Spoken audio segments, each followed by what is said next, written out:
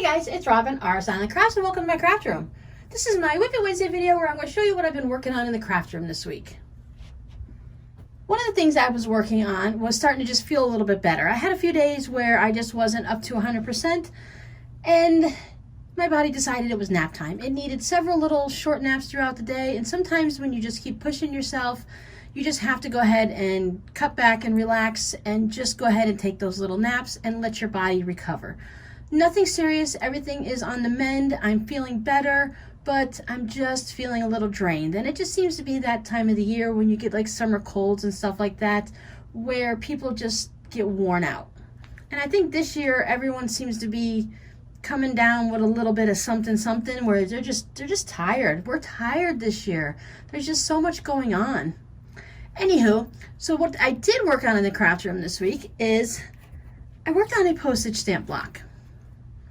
And that's where you take little 1.5-inch squares and you sew them together and you turn them into a block and turn those blocks into a quilt. You can make blocks, or you can just keep building all the way around it, or you can make columns and rows, however you want to do it.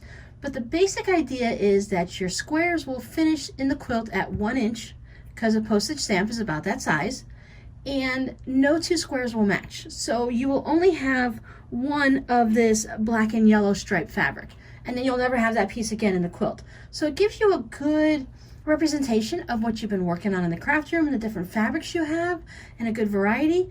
Now this represents nothing except the kindness of one of you amazing people. This has nothing to do with my fabric or my scraps. This was made completely from some scraps that were sent to me recently. And that's one of the things I did this week. If you hang out with me over on Instagram, you'll see that I'd received a box with some scraps in it, and I went through, and when I dumped that box into a laundry basket, it was quite fluffy, so it made it look like a lot. But then after I got them all pressed, it's just sitting here in this little container. It's just one of these little short containers, little basket. There is a ton of scraps in there, but it went from a laundry basket down to this little pile. Now next I need to go through and decide which ones I'm going to keep as this size. Like, come on, how cute is this? The little bunnies singing like Christmas carols or whatnot. So I'm not going to cut this down to a smaller strip. I'm not going to cut it into 2.5 or anything like that. I'm going to save this. I might actually, if I go with a small project, I could get 2 little zipper pouches out of it. Or I can go ahead and get one longer one, or make some type of anything with it, really. Your creativity is endless, but I don't want to cut into something like that. But then other things that really aren't, like here's another Christmas one. This one reminds me of backgammon. So there are some that just, they need to be cut down, or they need to be put into a string container and used for string blocks or whatnot. But this is going to work really well for my log cabin scrappy curtain that I want to do for the kitchen. And also it's going to work really well for more crumbs, because there's always more crumbs going on in this house.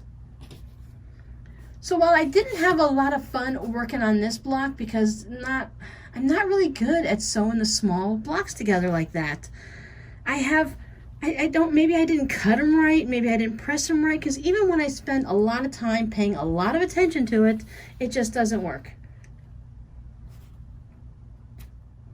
Now there is some interfacing you can use and do the whole, you sew it down and you fold and sew and clip and do all this fancy stuff, and it comes out everywhere and everything's perfect. But of course I imagine you still need to have your squares cut properly. So that's one thing you definitely have to pay attention to. But it takes out that whole factor of sewing your 1/4-inch seam wrong or pressing it wrong, because with the interfacing it's all set up for you. So that's what I worked on in the craft room. Let me show you what I worked on in my recliner while watching. I was watching a lot of Netflix and Hulu and Disney Plus and YouTube throughout the week. Now at the beginning of the week I told myself, okay Robin, you're going to put 1 strand of embroidery floss, which is about 1 yard long, and you're going to put it into your project every day this week, and you're going to shoot for at least 5 out of the 7 days. So while that's not every day, that's a good goal, I think, 5 days. I thought, great, okay, I got it in. I did 2 days worth, and then I just started not to feel well. I had things I had to do, places I had to go. I was trying to do it in the morning when my eyes are a little bit better, because these eyes, they get tired at the end of the day. I think I'm going to have to invest in one of those lamps that have the magnifying lens that come over it, because when I have a lot of allergies. I've been tested, and the allergist told me that if it grows and blooms in Florida, you're allergic to it. Add in that I'm allergic to cats and dogs, and I have both of them in the house. I'm allergic to grass and trees and whatever. By the end of the day, the allergies are crazy, and my eyes get a little bit... I don't know if you've ever encountered this, but I can see fine. But if I go to look at little things like the lines in here on to do the hand embroidery, everything close up like that is a little bit blurry. So I wasn't able to get but the 2 done, but you know what? That's 2 more than I had last week. So I'm not going, beating myself up for it at all. I'm really happy that I got the 2 done when I did.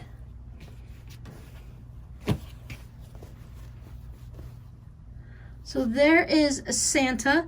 I had finished up in his eye and his beard, and I've started working down here on the presents. One of the things I decided is on the candy cane. I could have easily put 2 stitches like how small they are through here, but I thought with the candy cane the stripes would be better, so I went ahead and I did 1 full length, and I just put 1 stitch in. Now I've got you guys zoomed in pretty close, and when I bring you back out you'll see that it's okay to have just a 1 stitch. It's not loose at all. It's like a 1/2 millimeter in length, so that's not going to be a problem. It drives me crazy if any of my embroidery has like loosey-goosey stitches.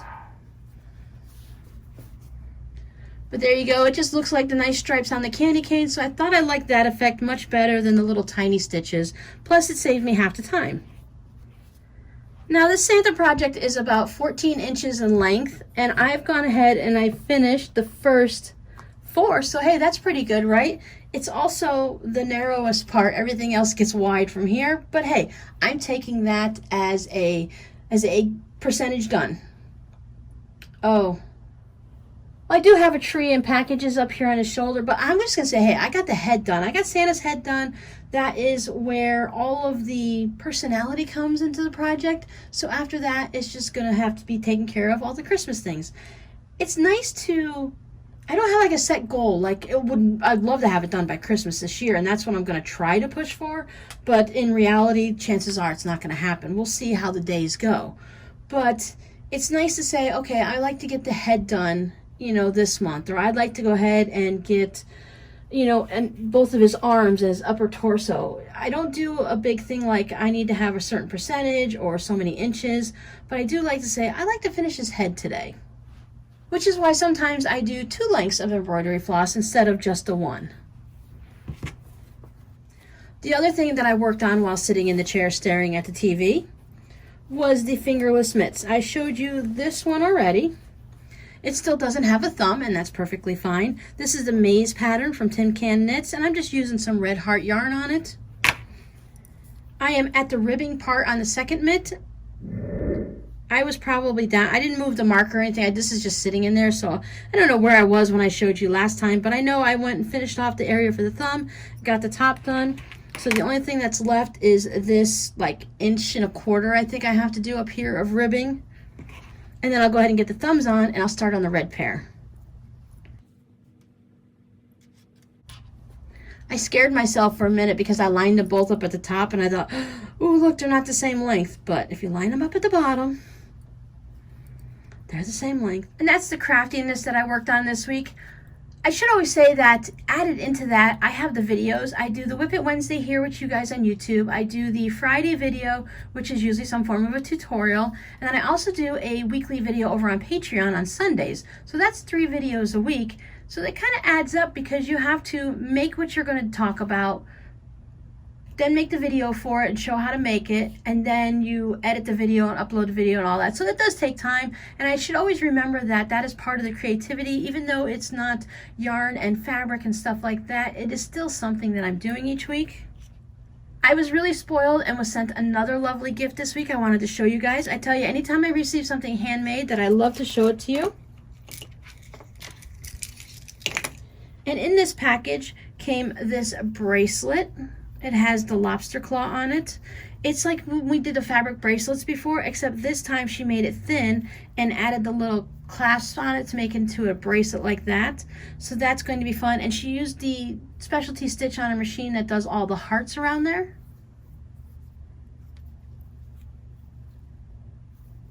So just taking it and adding this little silver bracelet doodads and clasp and everything. It changes our basic fabric bracelet into something that has just that little bit extra bit of something something to it, right? I also received a string of buttons. I'll give you guys a close-up of one of them. They're all these little fun, silly ladies that look like this. And it has just the one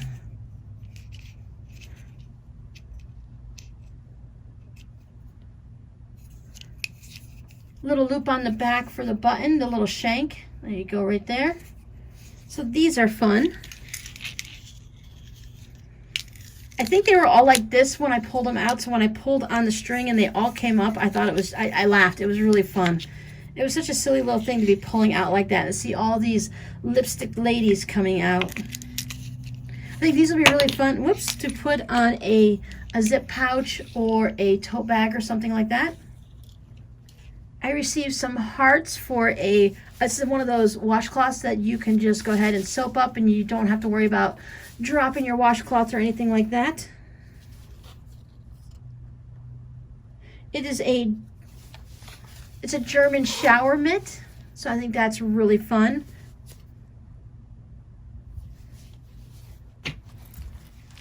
And then there's one of these little zippered coin pouches. Now, I have this on my list of things to make. It's been on my list for a long time, and I haven't made it for myself, so it was great to go ahead and receive one in the mail. So I thought, oh, there's something in here. Let me go ahead and open this up.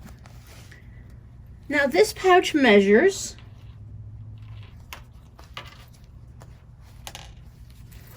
about 3.5 inches long and maybe about an inch, inch and a half tall. It has the fun little hook to hook it to your purse or backpack, or if you want to just hook it to your belt loops on your pants or whatever, hook it to your keys. When I opened it up, oh, and it's got she has a whole bunch of these little made with love hearts, which is great because they're all over. I know, open up the darn thing, Robin, but they were even, one of them was hooked onto here, onto the buttons. All right, let's open it up. So I opened it up and I pulled it out. And look, she sent me a mask. Wasn't that kind of cool? I thought that was a really great idea. So it's one of those ones with the pouches to put in a filter and stuff like that. It's purple, my favorite color. It's a little crinkly because of the filter that's already in. She included a filter for me. But I thought that was really kind of neat. You can fold that up and put that inside, and then you have a neat little place to carry it. And there's little kitty cats inside. Her little faces hiding everywhere. So I thought, wow, I would never have expected to open that up and find a mask all tucked inside of there. My grandmother used to always carry those, the rain bonnet things for her hair, that she'd have them all in a little pouch like this inside her purse, and then she'd just go ahead and pull out this big old rain cap thing so her hair wouldn't get wet if we were ever out in the rain. I always used to laugh as a kid because it was just this tiny little pouch and this big old bonnet would come out of it. So thank you so much. You made me laugh this week. I pulled out those smiling ladies' faces and I thought it was just hilarious. It's something about the rosy cheeks and the little made-up eyes and the lips and everything. They just made me smile. And to pull a mask out of there, I thought that was really kind of like a magic trick. So I have 0 plans for this week coming up. I don't even have any plans for today. I think, again, I'm just going to go ahead and sit in my chair and finish knitting on those mitts so I can get that next pair done. I believe their birthdays are in September or October, so I need to get that other pair done. I'd love to have them done before the end of July so that there's no worries about mailing them and everything like that. And then I think I'll just listening to the rain outside. It's been raining on and off this morning. Maybe it'll keep raining this afternoon. It'll be great. It's our first rainy day in weeks and weeks, and I loved it. We've hit that time of year for me where the days and the weeks just seem to fly by at the second half of the year.